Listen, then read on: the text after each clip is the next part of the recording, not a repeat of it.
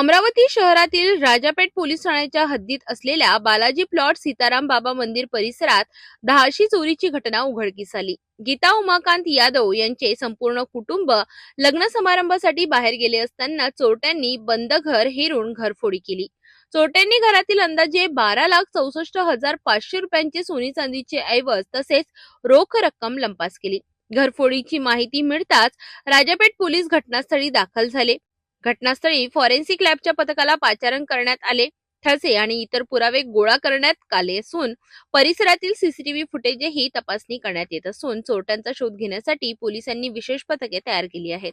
सतत वाढत असलेल्या चोरीच्या घटनांमुळे नागरिकांमध्ये भीतीचे वातावरण पसरले असून पोलिसांनी रात्रीच्या गस्तीत वाढ करण्याची मागणी स्थानिकांकडून केली जात आहे। दरम्यान या घरफोडीमुळे अमरावतीतील कायदा व सुव्यवस्थेचा प्रश्न पुन्हा ऐरणीवर आला आहे। पोलिसांनी लवकरात लवकर आरोपीला अटक करून मुद्देमाल परत मिळवावा अशी अपेक्षा नागरिक व्यक्त करीत आहेत।